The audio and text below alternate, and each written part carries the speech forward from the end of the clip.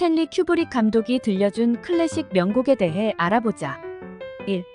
잭 니콜슨의 광기서린 연기가 일품인 샤이닝. 삽입곡은 바르톡의 현을 위한 디베르티멘토이다. 눈 덮인 콜로라도 주가 배경. 5살 된 소년의 시각으로 망령에 사로잡혀 소설을 쓰면서 끊임없이 소년을 쫓아다니는 부친의 모습이 섬뜩하게 펼쳐지고 있다. 소설을 쓰기 위해 교사직에서 물러난 잭 토렌스 잭 니콜슨. 그는 본격적인 집필을 위해 한적한 콜로라도 주 로키 호텔을 찾아온다. 호텔 지배인은 이곳에 이전 관리인의 아내와 쌍둥이 어린이들이 참살당한 사건이 있었다고 알려주지만 잭은 이를 대수롭지 않게 여긴다. 그러나 투시력을 갖고 있던 아들 데니 로이드는 호텔 안이 피로 물들어 있고 피살된 쌍둥이들이 호텔 복도에서 돌아다니는 것을 본다. 이 같은 음침한 분위기를 전혀 눈치채지 못한 잭은 아내 웬디 셜리 듀바르와 새로운 생활을 할 기대에 부풀어 있다. 그 후 수풀이 우거진 정원을 산책하다가 잭은 콩알처럼 생긴 사람 형상의 물체를 발견하고는 의아한 생각을 갖는다. 이후 거실에서 타이프를 치던 잭을 활자가 쳐지면서 서서히 뭔가에 홀리고 있다는 기분을 느낀다. 이때 잭 앞에 미모의 나체 여성이 나타난다. 호기심으로 그녀를 끌어안자 그것은 흉측한 괴물로 바뀌어 있다. 또 잭은 자신도 모르는 사이에 많은 사람들이 모여있는 호텔바에 들어서는데 한 늙은 고용인이 바지에 포도주를 흘려 이를 닦기 위해 함께 화장실로 간다. 그곳에서 노인은 자신이 바로 부인과 아이들을 죽인 범인이라고 말한다. 어수선한 분위기 속에서 웬디는 남편 잭이 쓴 원고를 우연히 보게 된다. 거기에는 공부만 시키고 놀리지 않는 어린이는 쓸모없으는 인간이 된 다라는 말만 수천 번이 찍혀 있다. 주변의 이상한 일들과 대면하게 된 잭은 서서히 자신이 미쳐가고 있음을 감지하고 호텔에 새로 부임한 흑인 요리사 딕스캔맨 크로더스를 순식간에 살해한다. 도끼를 들고 아들 데니를 추적하던 잭이 스스로 자멸의 길을 걷는 것으로 끝이 난다. 파도처럼 호텔 복도로 밀려드는 핏물, 창백한 몰골로 출몰하는 쌍둥이들, 공포스러운 주변 풍경에 휩쓸려 서서히 광기 어린 인간으로 변해가는 잭의 행동 등이 어우러져 스탠리 큐버릭만의 영화적 특징이 드러나고 있다. 스티븐 킹의 동명 소설이 원작이다. 영화의 으스스한 분위기를 고조시켜주는 곡이 바르톡 작곡의 현을 위한 디베르티멘토이다. 심산유곡에 자리한 호텔을 찾아가는 잭의 가족을 보여주는 장면에서 서서히 신경질적으로 변해가는 배경음악이 흘러나온다. 이 곡은 리게티의 론타노이다. 다소 멀리 거리감 등의 뜻을 갖고 있는 이태리어이다.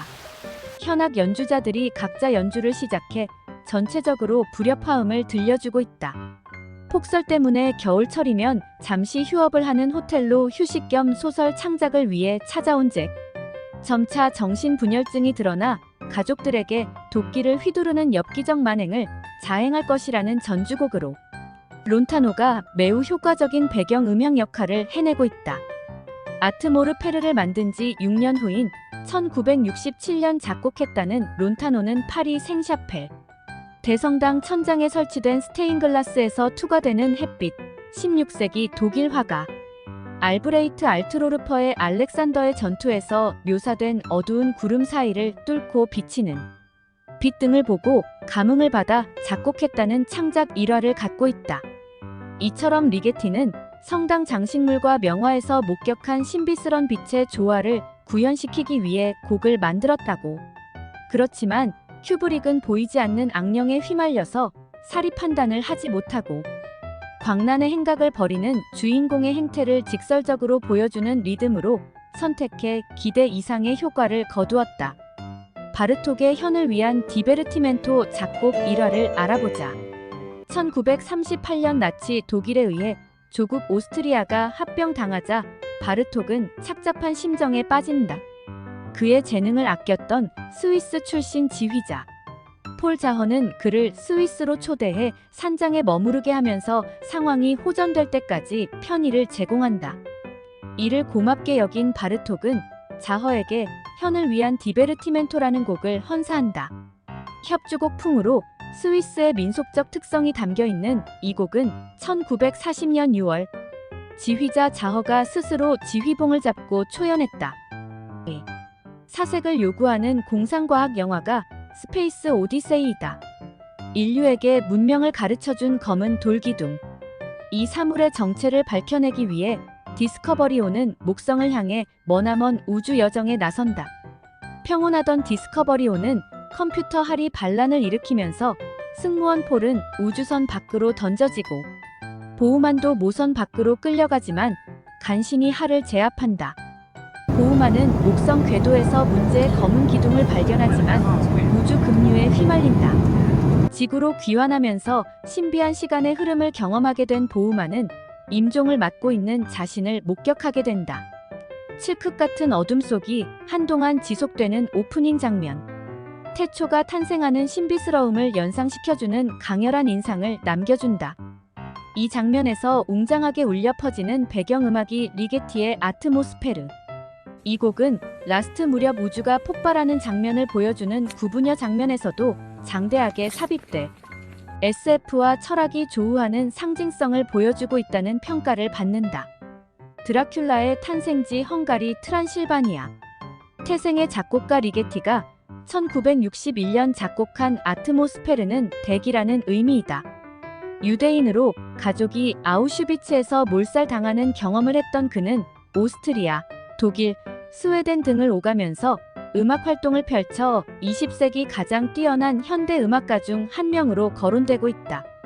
아트모스페르는 선율, 화성, 박자 등 음악의 3요소를 철저하게 배척하고 악기들이 화음보다는 각자 따로 연주되는 독자적인 기법으로 진행되고 있다. 정적인 분위기 속에서 미세한 음들이 끊임없이 충돌하고 분주하게 움직이고 있는 난해하고 이질적인 곡조는 무념무상 상태인 우주 공간을 묘사하는 영화의 오프닝 장면과 적확하게 맞아 떨어지면서 그의 음악적 재능과 존재감이 재조명받는 행운을 누리게 된다. 이 곡에 이어 웅장한 분위기의 트럼펫 팡파르, 팀파니의 호쾌한 울림이 병합되면서 우주 지평선에서 붉은 행성이 정체를 드러내 인류 문명이 발화되고 있음을 상징시킨다. 자연의 위대함, 범접할 수 없는 우주의 에너지 장면을 묘사해주고 있는 선율은 리하르트 슈트라우스의 교양시 자라투스트라는 이렇게 말했다이다. 작곡가는 철학자 니체가 규정한 초인, 억압당하지 않는 이성 등을 주창한 실존주의 철학서 자라투스트라는 이렇게 말했다를 읽고 이를 선율로서 표현한 음악이라고 밝힌 바 있다.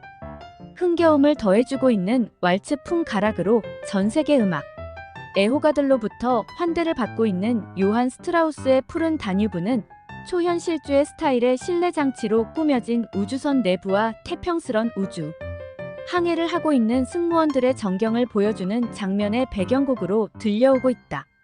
3. 영화장인 큐브릭의 유작이 아이즈 와이드 셧. 성취한 욕망과 갈망하는 욕망의 차이, 무의식과 의식을 오가는 인간의 성적. 환상 원초적 본능과 이성으로 제어가 가능한 초자아의 실체 등 다소 난해한 주제를 내걸고 공개된 작품이다. 흥청거리는 뉴욕 크리스마스. 실력을 인정받고 있는 의사 빌탐 크루즈. 재력과 미모의 아내 앨리스 니콜 키드만과 행복이 넘쳐나는 나날을 보내고 있다. 이들 커플은 너무나 행복해서 일탈을 갈망하고 있다. 빌은 가면을 쓰고 진행되는 상류층의 은밀한 섹스 파티에 참석한다. 가면과 맨 얼굴, 현실과 환상을 오가는 듯한 장면을 통해 욕망을 통제. 당한 인간이 그 같은 굴레에서 끊임없이 벗어나고자 하는 욕구를 보여주고 있다는 평가를 받는다. 감독은 중의에 해석될 수 있는 장면을 내세워 명확한 결론은 내놓지 않고 극을 마무리시킨다. 리게티의 피아노 연주곡 무지카 리체르카타 제2번은 상류층에서 가면 무도회 형식으로 은밀하게 진행되는 섹스 파티 현장을 목격하고 복잡한 심정으로 뉴욕 밤거리를 걷는 빌의 모습과 그를 은밀하게 미행하는 검은 복장의 남자를 보여주는 장면의 배경곡으로 흘러나오고 있다. 11번으로 구성된 무지카 리체르카타 중 제10번은 퇴폐적인 분위기가 담겨 있다는 이유로 고국 헝가리 공산당 당국으로부터 금지곡 처분을 받았다고 한다. 단순한 리듬으로 구성된 2번은 질끈 감은 눈이라는 뜻의 아이즈. 와이드샷에서는 욕망을 억제당하고 있지만 호시탐탐 그것을 발산할 기회를 엿보고 있는 인간의 본심을 꼬집는 설정으로 활용되고 있다는 풀이를 받았다. 빌탐 크루즈의 세련된 정장. 앨리스는 기품 있는 이브닝 드레스를 착용하고 저녁 외출을 준비하는 장면에서는 쇼스타코비치의 명곡 재즈 왈츠 2번이 웅장하게 흘러나오고 있다.